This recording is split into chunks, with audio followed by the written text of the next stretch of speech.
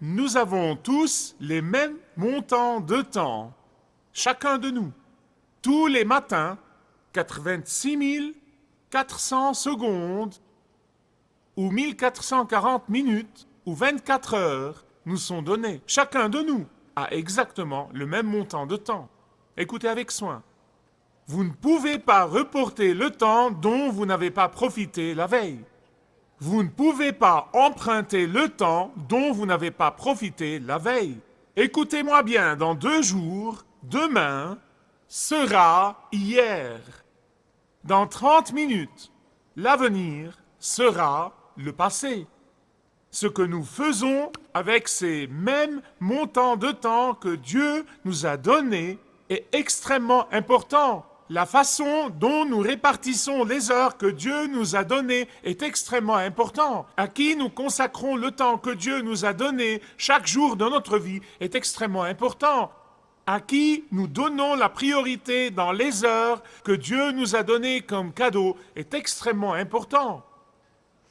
Notre emploi du temps me fait parfois rire. J'ai lu il n'y a pas si longtemps quelque chose sur quelqu'un qui a été aux États-Unis et qui a écrit un commentaire. Il a dit, vous savez, l'Amérique est le seul pays que j'ai visité où les hommes brûlent littéralement le feu rouge pour gagner quelques secondes, mais attendent patiemment pendant des heures pour un coup d'outil au terrain de golf. Riches ou pauvres, jeunes ou vieux, mariés ou célibataires, étudiants ou professeurs, nous avons tous exactement le même montant de temps. Avez-vous remarqué comme nous utilisons le mot temps dans nos conversations et dans nos discussions? Non, mais toute la journée. Je n'ai pas le temps. Combien de temps ça prend? Ne gaspille pas mon temps. Il est temps de partir. Temps mort. Et aussi, à quelle heure commence la réunion? Sir Isaac Watts a dit, « Le temps est comme un ruisseau qui coule sans cesse en emportant tous ses enfants dans son cours. » Écoutez-moi bien sur ce point. Ce qui rend le temps très important, c'est le fait qu'il est irrécupérable.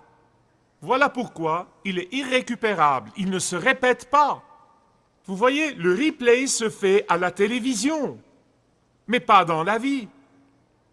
Et c'est justement le fait que le temps ne se répète pas, que le temps est irrécupérable, qui a amené le roi Salomon à insister sur le temps et sur l'importance du temps dans sa vie. Et sur le sens de la vie. Et pourquoi il est arrivé à cette conclusion sur le sens de la vie? Je vous prie d'ouvrir avec moi Ecclésiaste chapitre 3. Là, il conclut depuis le début qu'il y a un temps pour tout. Nous avons commencé une série de messages intitulés « Qu'est-ce qu'il y a sous le soleil ?» Et nous avons vu que le terme « sous le soleil », du moins de la façon dont se sert Salomon, veut dire « sous le soleil ». Et « sous le soleil » est un euphémisme. Salomon veut dire mener une vie, cette vie, sans Dieu. Il veut dire mener une vie sans tenir compte de Dieu, sans une relation avec Dieu, sans vivre sous l'autorité de la parole de Dieu. Ça, c'est une vie sous quoi? En ce temps-là, Salomon a expérimenté les deux. Il a mené sa vie sous le soleil, puis il l'a menée au-dessus du soleil, et il est arrivé à certaines conclusions, et dans tout ce livre, il parle de ce qu'il y a sous le soleil et de ce qu'il y a au-dessus du soleil. Ce qu'il y a sous le soleil et de ce qu'il y a au-dessus du soleil. Quand il menait sa vie sous le soleil, il disait que la vie n'a pas de sens, que la vie est monotone, que la vie est sans but, que la vie est vide, que la vie est ingrate. Oh, mais quand il a commencé à s'élever pour vivre dans une relation avec Dieu, quand il a commencé à voir les choses de la perspective de Dieu et à voir les choses d'une perspective éternelle, il s'est rendu compte que la vie peut être remplie de joie et de contentement, qu'elle peut avoir un but, qu'elle peut avoir un sens, qu'elle peut être épanouissante.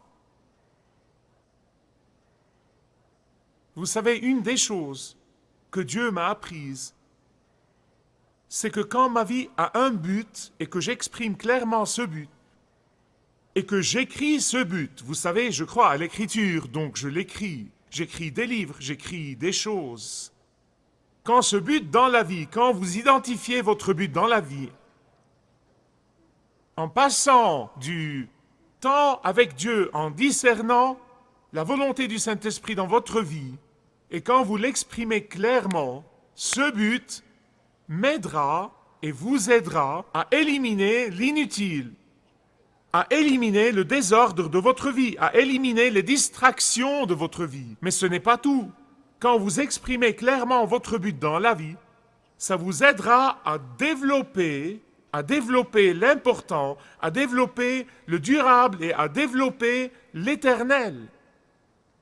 Et aujourd'hui, à peu près tout ce que je fais dans ma vie est gouverné par le but de ma vie. La vie est trop courte et je ne vais absolument pas la gaspiller ici et là. Laissez-moi vous exhorter, si vous ne vous êtes jamais assis sous le pouvoir et l'autorité et le conseil de Dieu, le Saint-Esprit qui demeure en vous, pour lui dire, Dieu, je vais prendre le temps, peu importe ce que ça me prend, que ce soit un jour ou 2 ou 3 ou 4, peu importe ce que ça me prend. Restez avec Dieu jusqu'à ce que vous identifiez le but de votre vie. Et une fois que vous exprimez clairement ce but, votre vie de prière sera changée, votre efficacité sera changée, toute votre vie sera changée. Vous voyez, beaucoup de gens pensent en lisant le livre de l'Ecclésiaste, beaucoup de gens lisent ce livre et pensent que c'est un livre morbide. Ils disent c'est un livre lugubre, c'est un livre pessimiste. Mais c'est le contraire pour moi. Pourquoi? Parce que j'essaye de vivre où? Au-dessus du soleil. Quand vous vivez au-dessus du soleil, vous verrez ce livre d'une perspective complètement différente. Vous verrez que le message de ce livre, le livre de l'Ecclésiaste, est que Dieu veut que nous ayons une vie heureuse. C'est le message du livre. Dieu veut que nous ayons une vie heureuse et épanouie. Dieu veut que nous ayons une vie avec un but, avec un sens. Dieu veut que nous soyons les siens à jamais. Bien qu'il y ait parfois des contrastes que nous expérimentons dans la vie. Nous voyons dans les 8 premiers versets du chapitre 3 beaucoup de contrastes, 28 contrastes. Nous avons la joie et nous avons le chagrin. Nous avons la vie et nous avons la mort, et ainsi de suite. Nous avons la naissance et nous avons la mort. Nous avons le temps des semailles et nous avons le temps des moissons.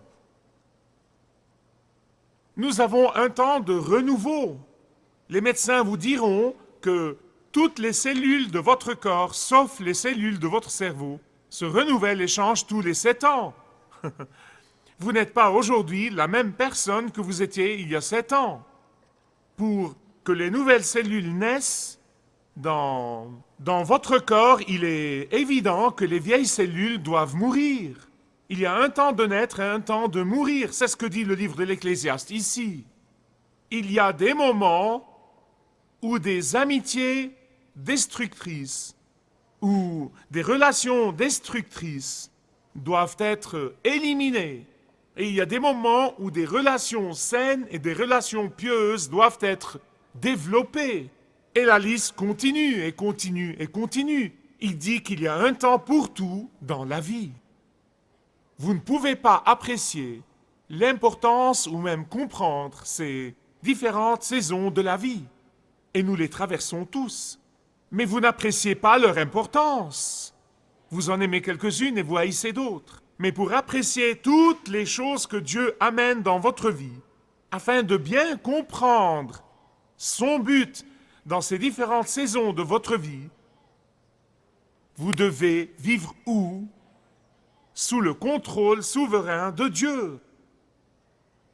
Pour le croyant qui vit au-dessus du soleil, même les périodes difficiles, et nous les traversons tous, ont un but en elles-mêmes.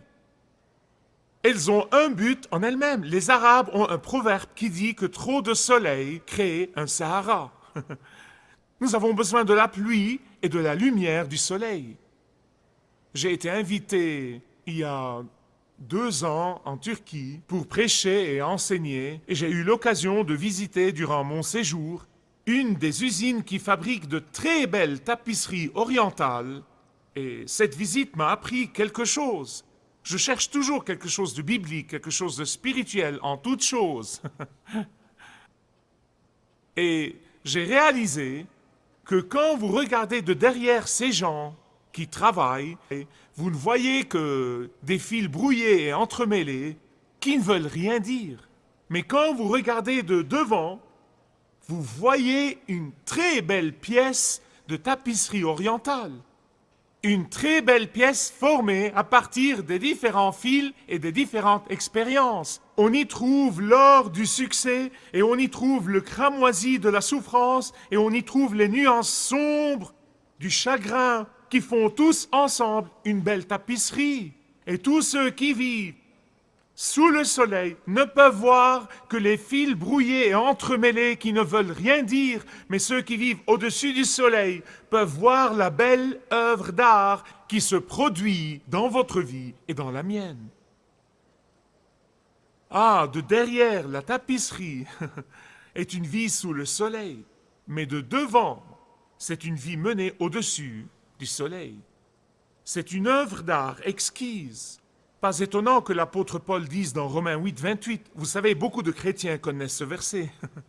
Et je veux vous dire que si je devais traduire la Bible, je n'aurais pas traduit ce verset comme il est maintenant, car beaucoup de gens prennent ce verset, toutes choses travaillent ensemble pour le bien, et ils le disent avec désinvolture, même quand quelqu'un souffre ou traverse une période difficile, au lieu d'essayer de comprendre ce qui lui arrive, le premier mot devrait être pour ceux qui aiment Dieu, ceci devrait vraiment venir au début et non à la fin. Pour ceux qui aiment Dieu, ceux qui vivent au-dessus du soleil. Dieu travaille toutes les choses ensemble pour produire une belle tapisserie. Même le Fils de Dieu n'était pas à l'abri de la souffrance et de la douleur dans la vie. Il était un homme de douleur et habitué à la souffrance. Parce qu'il savait que la résurrection suivra la crucifixion. Et par conséquent, il était heureux, il était satisfait, il s'était entièrement rendu à son Père.